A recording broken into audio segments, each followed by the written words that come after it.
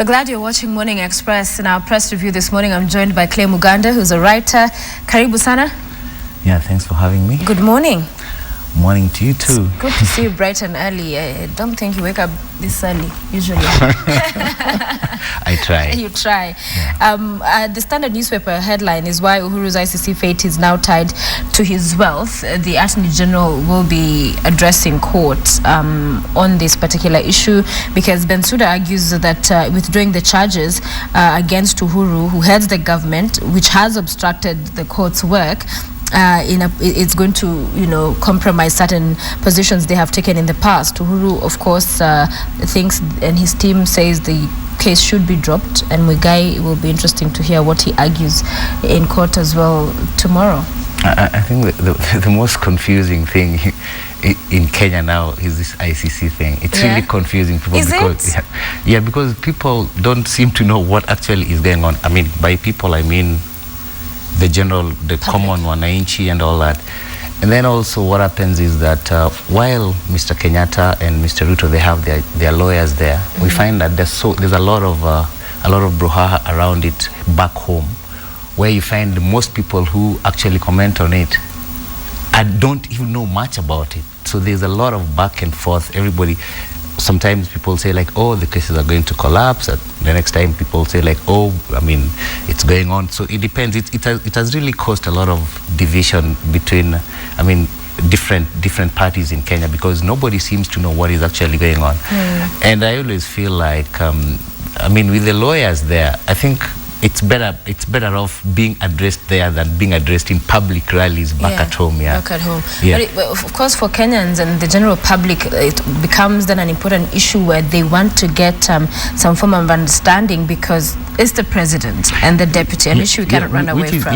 But you see, it's the understanding. There's so many people talking about it. It's got so many twists and turns, and actually at the same time, it's got so many tweets and turns. Because a lot of people tweeting all over the place. Everybody tweeting like, oh, this case has collapsed. And you see, most of the people who tweet about it are not even lawyers.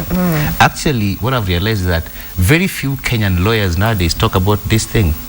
The most people who talk about it are the so-called political analysts, who actually can be anybody. I mean, I can wake up one morning, I go spend 3 hours in a bar, and then the following day, whatever I discuss there, I call myself. So we find that most people who are talking about it are not even lawyers. But it's something that I remember telling some friends of mine, like that I think we should stop all this early celebration that either the case has collapsed or it will continue, because we don't know what's going on the other side. This thing is new to us. For me, because I'll give you an example. To very many people, first of all, when this ICC thing came up and people started saying, oh, we're going to withdraw from ICC, we're going to withdraw from ICC. Some friend got an email from her friend who asked her, like, what is wrong with, what has International Cricket Council done to Kenya? Why does Kenya want to withdraw from? Because the ICC they knew is the International Cricket Council, you see. So I mean, it has caused a lot of there's a lot of, you can actually tell how probably ignorant we are, because very many people are talking about it in public rallies and all that. Let's call Ocampo to tell us this, let's call so and so tell us this.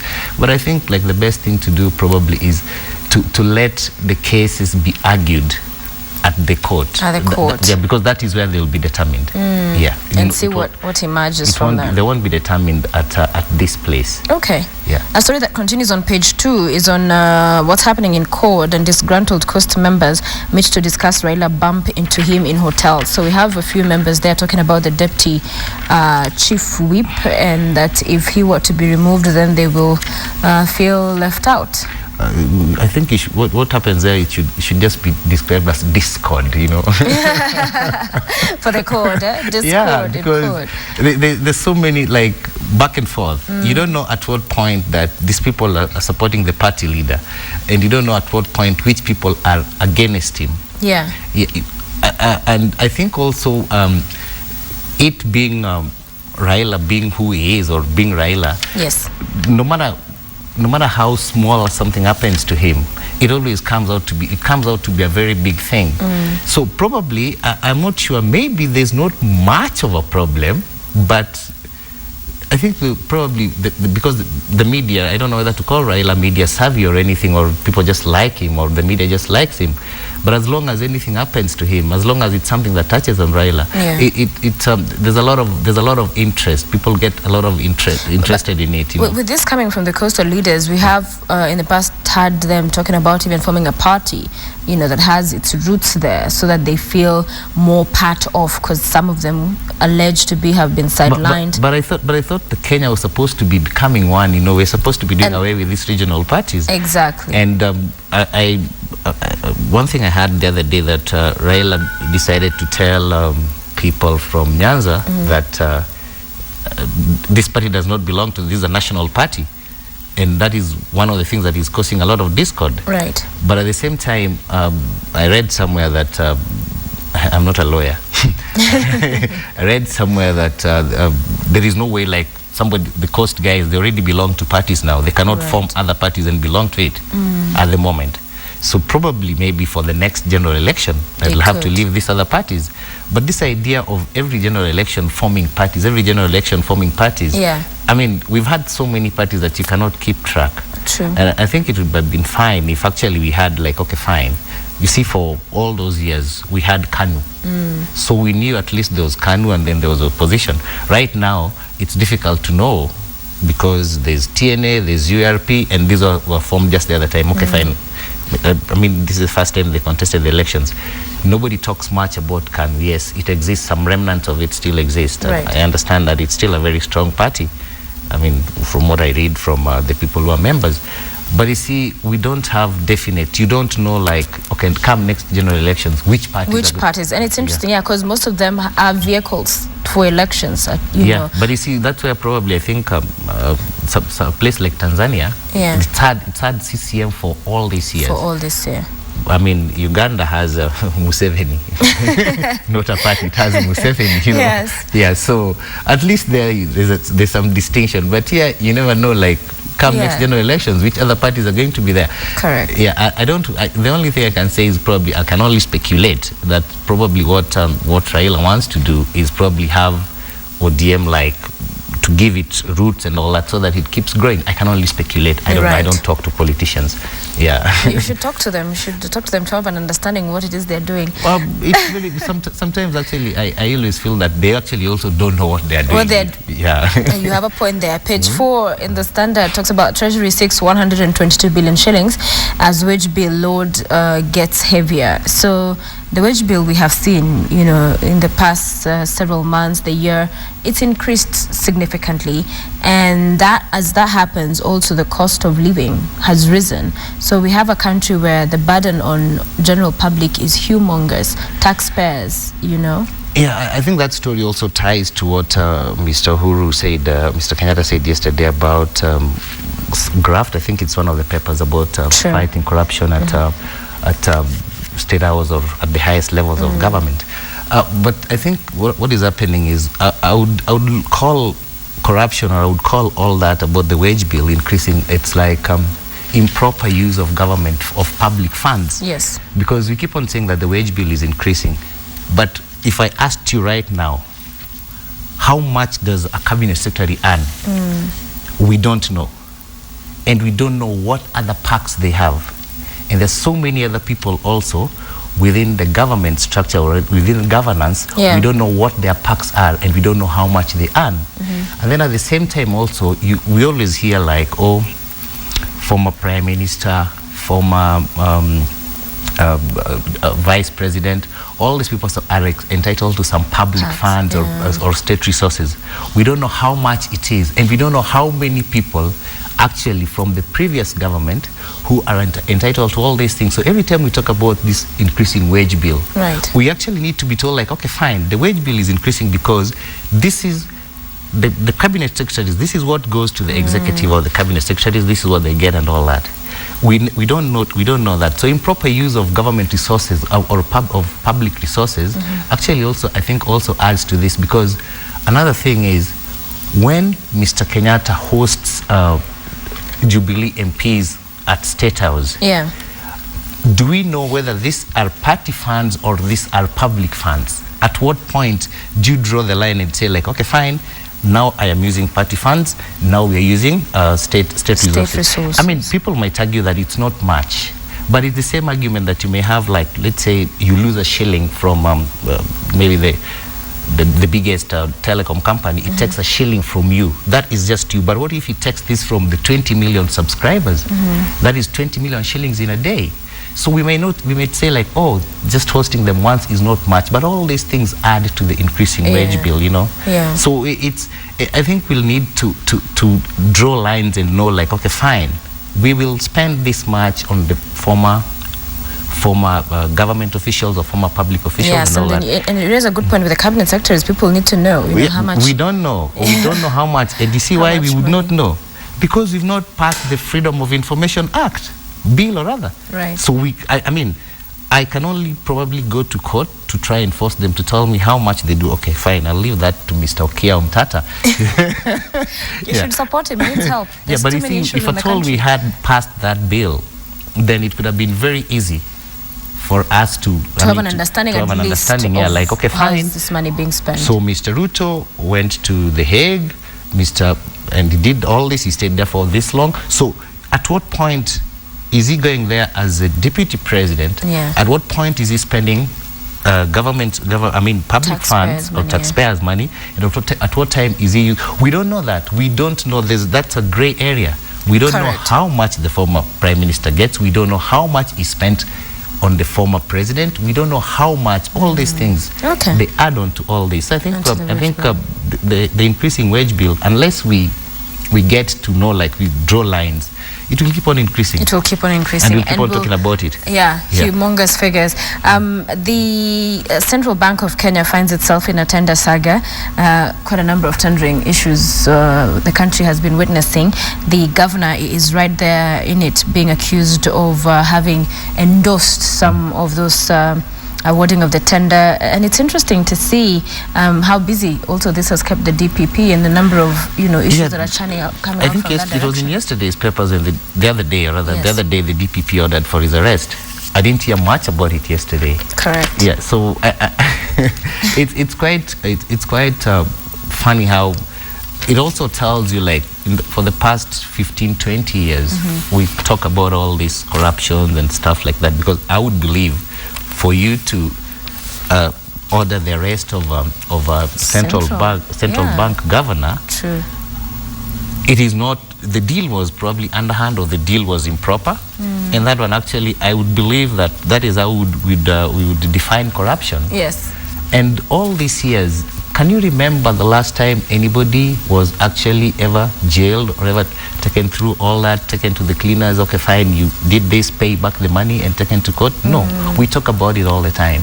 So there's so much talk about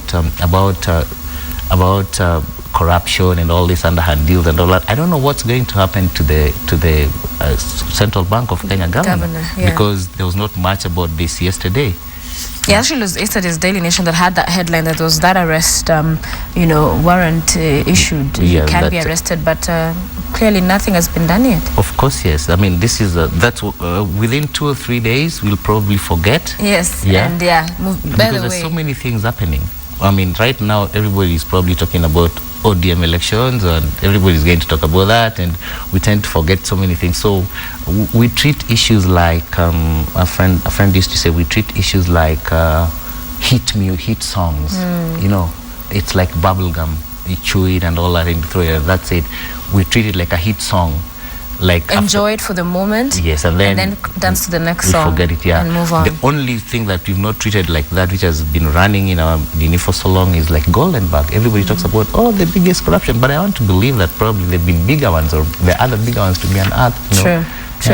In the Daily Nation, what you were talking about earlier, the corruption ring and State House intrigue over corruption ring, civil service boss moves part-time to Harambee House to take firmer grip on office of the president. What we've seen from Kenyatta's administration is that firm talk, against corruption, that he will not entertain or condone it, but there's still so much more in terms of actionables. Yeah, I mean, because you have to give it to him, like. He got into a system where there were already other things in place. It's going to be very difficult, but it will take some time to clear all this, because probably his people are not involved in that, but there have been people who are still in government who probably they know the loopholes, they know all these ways, they know all the panya routes, you know, because I mean, to be truthful, somebody like when Mr. Kibaki came to power, he had been in government for so long, you know. He knew all these things. He had been in government for so long. Mr. Kenyatta had not been in government for that long, you see. And okay, you cannot blame me for that. I mean, we got to start from somewhere. So I think there's so many people who've been entrenched. They know so many loopholes that actually they probably beat the new government. They know if you want to do this is because every day there's so much talk about corruption, this corruption, that corruption, this corruption, that, and actually it has become more or less like if Mr. Kenyatta continues talking about it after, I mean, for the next two months, it will become like a song. You're like, okay, there he goes again. Yes, the other day I saw a tweet where somebody said, like, now I believe that Mr. Kenyatta can actually fight corruption. Then somebody responded and said, now I believe that Raila Odinga is the president. So you see, so it has gone to that level, you know. Yeah, that is sad. So we definitely need to see some action, and not just you know, this very tough talk. But also you mentioned the ODM politics, and page 2 of the Nation has that, and we have I will not quit race for top ODM post. That's what Namwamba is saying. We heard of what transpired at Naivasha. Apparently, and I saw some people crying at I think it was crying? there was some lady who cried last week. I think there was some scuffle at Orange House. I think I saw it on TV. Yeah, there was some lady who was saying that was before the end of last week. Right. Last week, where that people are not giving Raila the right advice, or they are misadvising him and all that. And she got quite emotional, and I mean, she shed tears and all that. I don't know, sometimes it's difficult to tell whether they're crocodile tears. I know, you never know. But there's a lot of, as we said, I think right now we should call it discord. We should continue to call it discord. Yeah, because they're not speaking in one voice, which actually, it's a common thing in Kenya anyway. Parties always never speak in one voice because they never have an agenda. What was the main plank of ODM? What can they say? Like, okay, fine, for us, we are for economic development, we are anti-abortion, we are I mean, you can never tell. So I don't know whether to call them right or left or whatever. I mean, the way you can tell from other countries, right? You can know, like, okay, fine, these people stand for this, these people stand for this. It will be very, very difficult. I mean, though this is a far-fetched example, because we are working on our own systems, it will be very difficult to find, like, the Democrats probably in the US who are probably anti-gay. Yes. They would be very rare, because this is their agenda is probably pro-choice and pro-choice or being pro-gay and stuff like that. But then the other guys, the Republicans, the other things that these are the things they stand for. So like, okay, fine, something gay comes up, all the protests are going to come from the other side. But you see, we don't know what these people ever stand for. Yeah. And of course, an election coming up at the end of the month, we'll see who the next leadership in ODM will be. Yeah, but I mean, it's difficult being Raila Odinga. It must be. It's difficult being Raila Odinga. Like, there are people who believe that you can solve everything. There are people also who believe that you cannot solve anything. Everything. You cannot solve anything. So much so that you have a problem, a small problem, people arguing over a monument in Kisumu. They send Raila there. I mean, he gets heckled. That is big news, Right. Yeah, in his backyard, he's been heckled. Yeah. So it's difficult being him. I mean, he says yes, okay, fine. The other people will say no. When he says no to that thing, other people will say yes. Okay. But it's quite difficult to understand what's going on in ODM. I mean, political analysts and political scientists can actually delve into that further. Before we go to just the headline in theSTAR, principals warned on high fees in the Daily Nation, the back page. It is one of those as well that in the education, we've talked about a crisis for weeks now. We've seen quite a number of those reports in the local dailies, but quite some not so forthcoming information in terms of clarity with the ministry. We just keep hearing, we'll not allow this to happen, but no against... What actually has happened is that it has exposed a lot of staff, I don't know whether to call it rot, in the education sector or in the education system, because here we are, there are people actually who, for a very long time, probably you've been getting overcharged. Right. But this is the time this thing is coming up. And it's not just coming up with the fees alone, the school fees alone. There's also this issue of selection to Form 1 places, where we've been saying like, oh, private schools, I mean, you have to get this quota. So you're probably punishing these kids, I mean, some other parents for taking their kids to private schools. Right. And they don't do that because probably they have so much money. It is because of the public school system the way it is. So it has really exposed a lot of, it has exposed that there's a rot in the education sector. And actually that's a very sad situation that 50 years after independence, Kenya's education system, they still don't have their things, we still don't have the things right. You know, it's a very sad situation because it shows that there've been so many cases which have fallen through, you know. I think it shouldn't have gotten to that level. But it has. It's something that should have been arrested, or and this is a problem of coming up with instant coffee solutions. I mean, like, okay, fine, next year we will do this. I think 844 was introduced in 1983. Yeah. So from that time and between that time and now, I mean, we should have actually sorted this thing out and known, like, okay, fine, these are the procedures and all that. But you see, they keep on changing the ranking system and all that. And even the principals, they decide to hike the fees based on, have they given us the criteria? No, you see, what the ANAT and KUPPET have argued is that they should not be accused of having raised the fees, because they say when fees is raised in any school, it happens in consultation with the stakeholders, which include parents. The PTA. So yeah, so they've said they're not, you know, all these arguments that, you know, the head teachers are increasing. They say they don't arbitrarily do it. They don't just go and say, oh, now you're going to pay this much. They actually consult with the parents and various stakeholders. But our time is up. We must talk about this final story on the STAR headline. UHURU didn't get 50% in 2013. That's what US academics are talking about. The US guys have said so many things. All the time they said he got it, the time they said he didn't get it. So it's very confusing. And I still blame us. We should have had better systems in place so that what we come up with, this is our results. So whatever you don't question it. Yeah. How many times do we leave this place, do other countries go to the US and start questioning, like, oh, fine, we don't have faith in your electoral system, or this person should not have won and all that. I think also it speaks volumes about our own systems. Yes, perfection is an aim, but I think we should always try and get things right. Yes. Because they could be right based on, you see, you were covering the elections. You spent days and days at Bomas, and you actually have first-hand information of the chaos, whatever it is that happened there. So that's why these kind of things are coming, and it's very difficult to know whether are they saying the truth or not, because there've been so many stories even locally about the so-called elections. Oh, they were rigged, we won, I mean, fairly square and all that. So it's quite difficult to tell. But I would want to trust our systems. I would want to trust, because this is where we live here. I would want to trust our systems.